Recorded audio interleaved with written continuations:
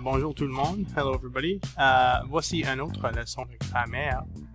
Cette fois-ci, on va regarder à l'accord des adjectifs.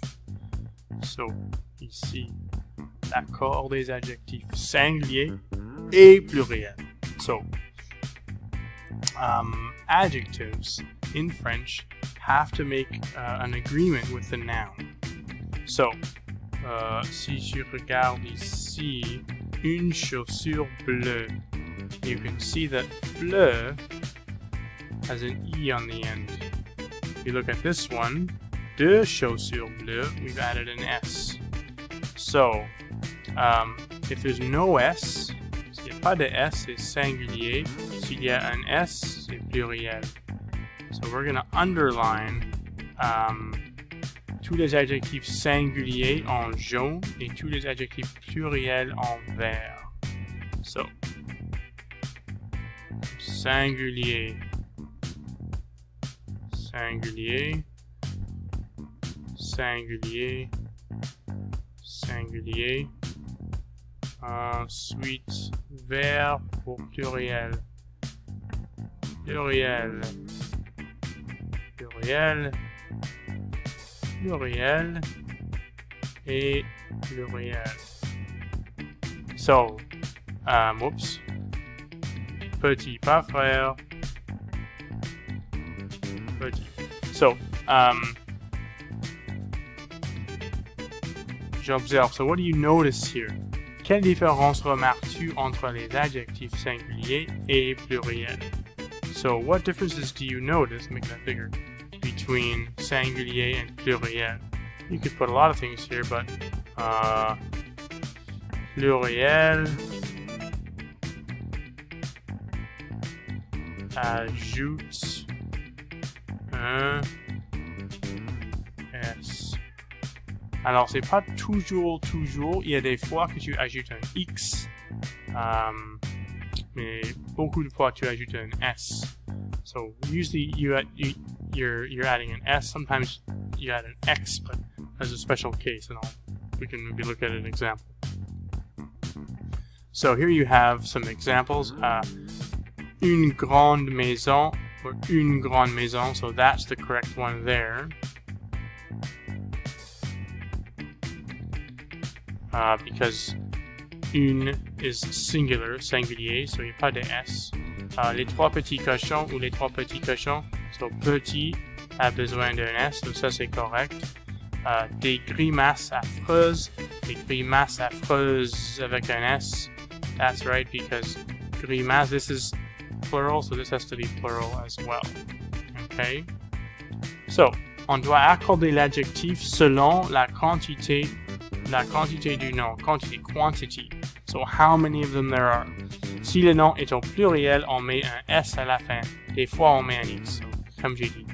So, here's some examples. Complète avec l'article correct. Des, un, or une. So, if it's plural, if there's more than one, you're going to see an S. And if you see an S, you're going to put des. Now, une or un, how do you know? Well, for example, this has an E on the end, so I know it's féminin. We haven't talked about that yet. But une, and then let's see if we can find un is un stylo bleu. There's no E on the end. Okay, so I want you to go through those on your own. Try and fill out des, un, or une in those spaces. And we'll talk about it during a team meeting. Okay? Alright, thanks very much. And next we'll do masculin and féminin, like we just saw there.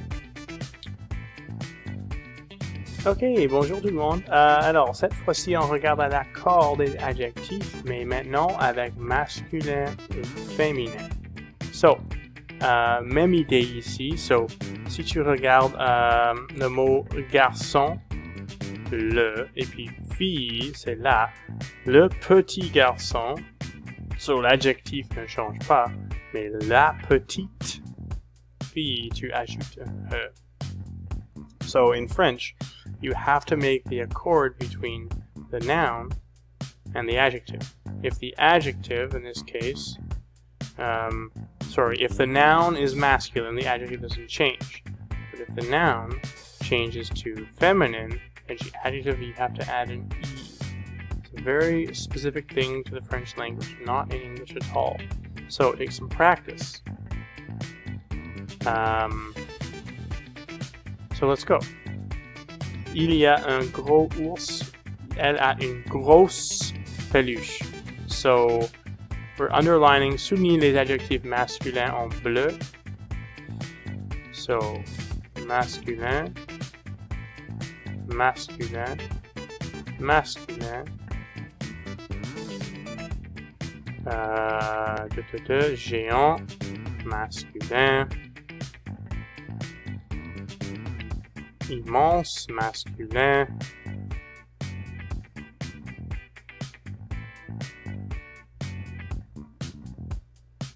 Et puis requiki, un mot bizarre, masculin.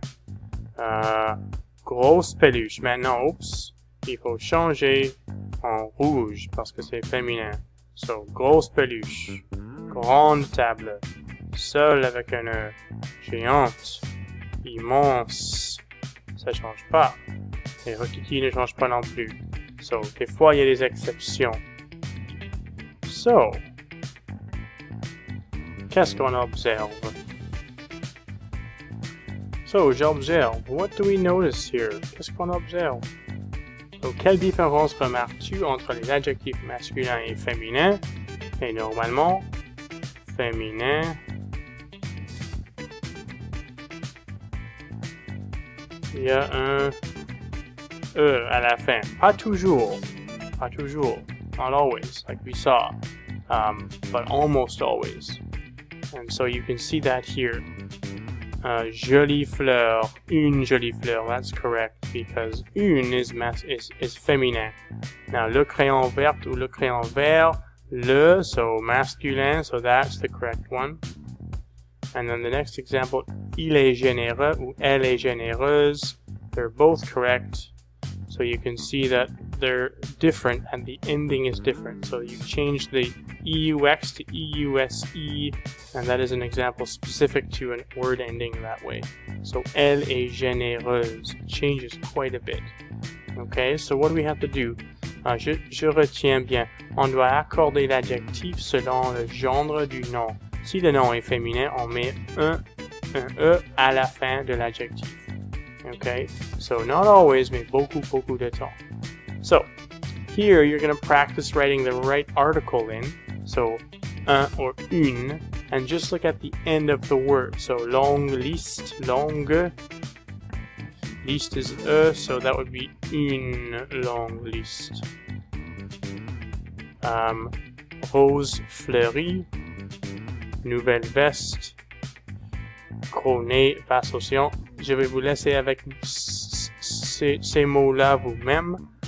Et puis, on va regarder les réponses dans une Teams meeting. Okay? So I'm going to let you guys do those on your own, and we'll look at the answers in a Teams meeting.